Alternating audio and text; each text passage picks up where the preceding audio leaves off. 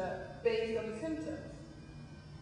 And it took a bit more agitation, but then she eventually she's walking, she started a jog, and she was expecting, she's had PMTCT, she's had preventative therapy, so her new offspring is HIV negative.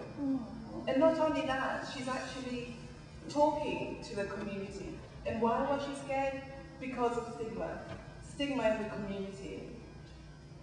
And what I'm realizing, we already have also an old technology, and that's testing, and that's overcoming stigma.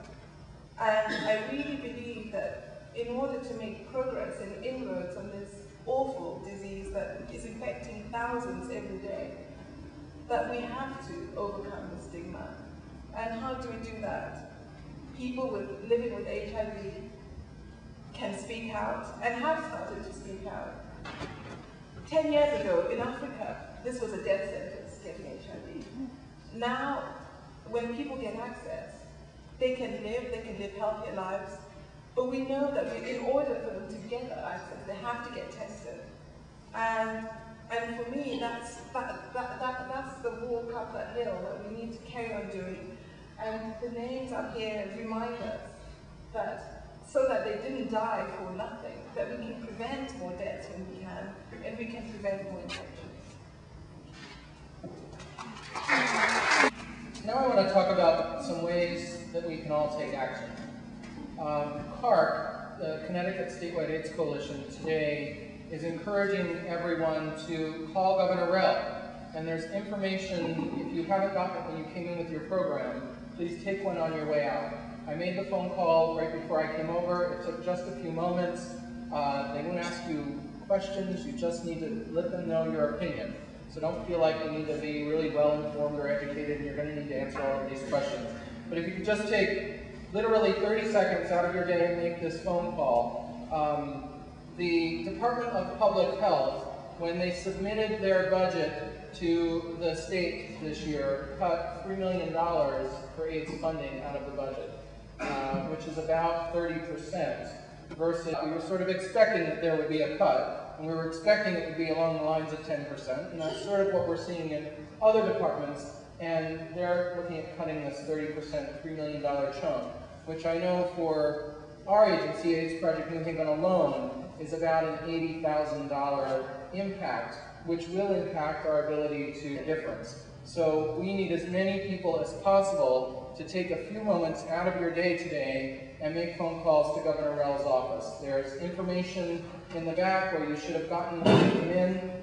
If you have any questions, see me or Leaf or any number of people afterward, and we can certainly answer questions. But if everyone here takes that 30 seconds and makes a phone call, and even better, if everyone here takes that 30 seconds and makes a phone call and encourages phone calls from New Haven, and I know there are folks in other parts of the state today that are encouraging this as well, we'll make a difference. So please take the time to do that. Another way that folks can take action and be involved as we continue to increase awareness, we have some of the folks here from AIDS Walk, and AIDS Walk this year has been scheduled for April, next year, has been scheduled for April 26th.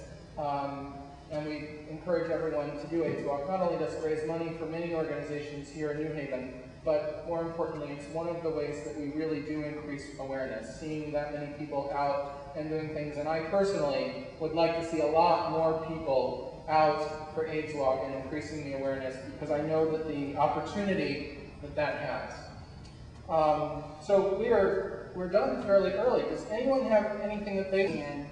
I'm a long-time survivor of HIV/AIDS. And the thing I wanted to share today is very disturbing. And it happened as recently as yesterday. Now, yesterday, what disturbed me so greatly was that yesterday I had attended, not unusually, like I do usually, all day services at my church. And I was there from Sunday school at 9:15 yesterday morning to our regular service at 11 o'clock. We had dinner in between first service and second service, which took place at 3:30. And by 6:30, I believe it was, 6:30, 6:45 was the end of the second service. Still haven't gotten to the disturbing part yet. So at the I waited and I waited and I waited and I waited, to the very, very, very end of the day. Now, yesterday, being November 30th, the eve of not our personal church's day, not New Haven's day, not Connecticut's day, not the USA Day, but the World AIDS Day, December 1st. And this is the disturbing part, what was so disturbing being in church from 9:15 a.m. until 6:30 or so p.m., not one word mentioned of HIV/AIDS. Now, I'm sure that there were many, many, many churches that did make mention and is in observance, but I want you to know that there's many that are not. Those that are here, I hope you hear what I say, and please take heed that the word needs to get out to everybody, for everybody. Thank you. Remember the people that came before us. Specifically, I wanted to read a paragraph from a Vito Russo speech that he gave in Albany, New York in 1988. Vito Russo was a famous author. He wrote The Celluloid Closet in the 80s. And he wrote, in this speech, he said, AIDS is a test of who we are as a people. When future generations ask what we did in the war, we have to be able to tell them that we were out here fighting. And we have to leave a legacy to generations of people who will come after us. Remember that someday the AIDS crisis will be over.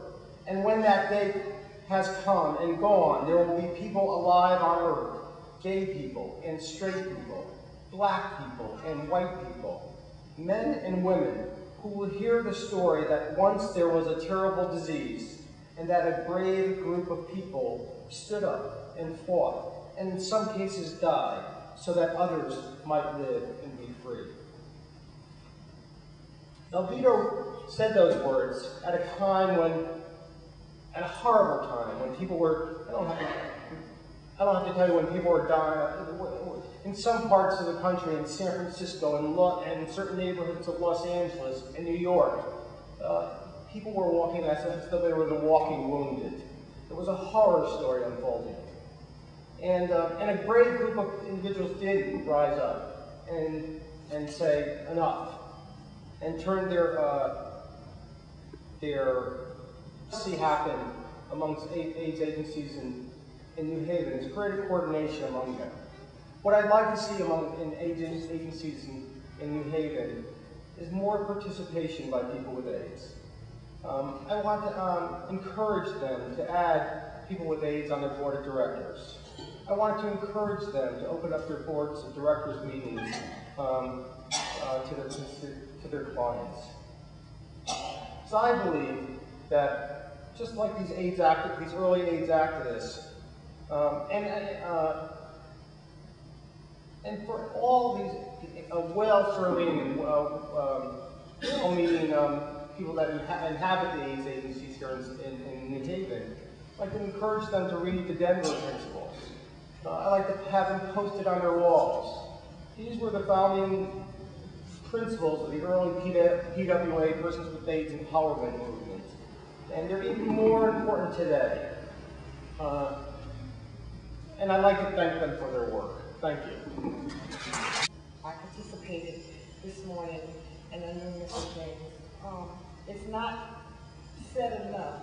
A person living with HIV, yes, it is important for family and friends to know, but it's also important, this is going out to people that live with HIV, to have a case manager, and to have a good case manager. I commend my case manager, Frank. He has brought me through a lot of rough times.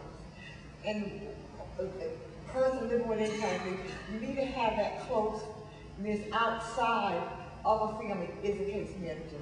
And I want to commend Frank for being a good case manager today. Thank you.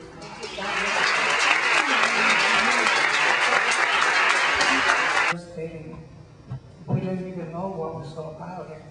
And I was afraid to come out and speak to them and explain what I was going through, because I was afraid of being like rejected.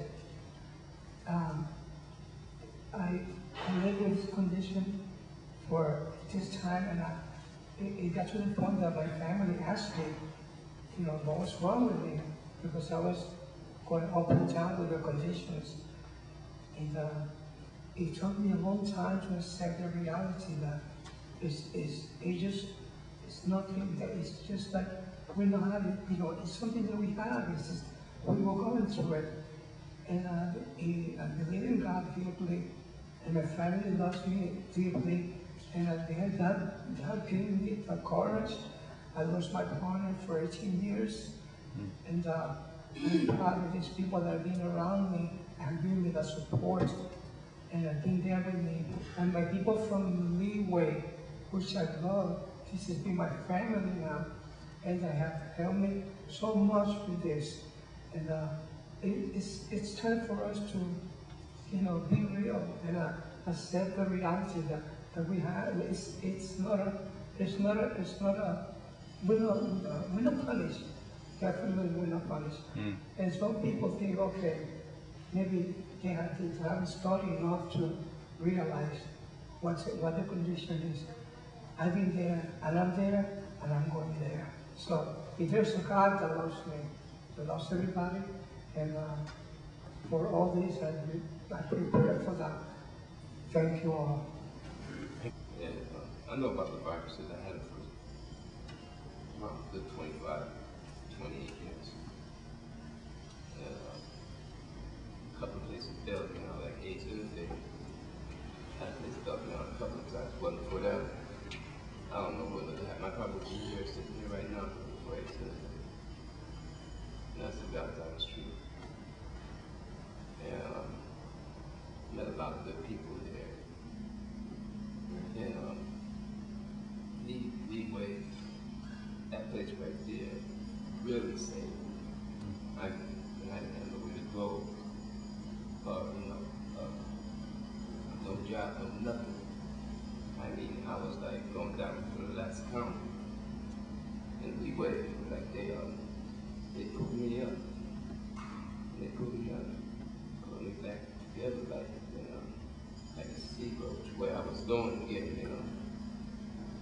I could see myself clear of drugs that I was doing. I couldn't do no drugs no more. A lot of things got back to the norm like it's supposed to be, just by being there. I lived with for 8 months. It was a good time. And I had another fall, but Leeway, like, pulled me. I'm there right now. They pulled me in again. I just like to thank, like just thank people for Leeway, and places like that, Asian places that look out towards guys and women that needs these places. That's all.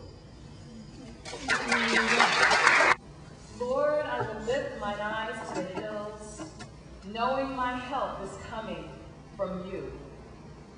Your peace you give me in the times of the storm. You are the source of my strength. You are the strength of my life. And I lift my hands in total praise to you.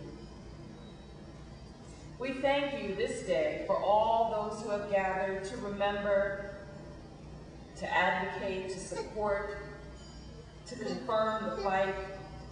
On good days, we thank you. On painful days, we lean on you. On dark days, we trust in the light of your presence. We ask that you do not allow us to stray from your presence. Allow us to go out into this world and to joyfully serve others as you have sent your servants to joyfully serve us. And now, to he who's able to do all things, to him be power, dominion, and majesty, now and forevermore. Amen. Amen.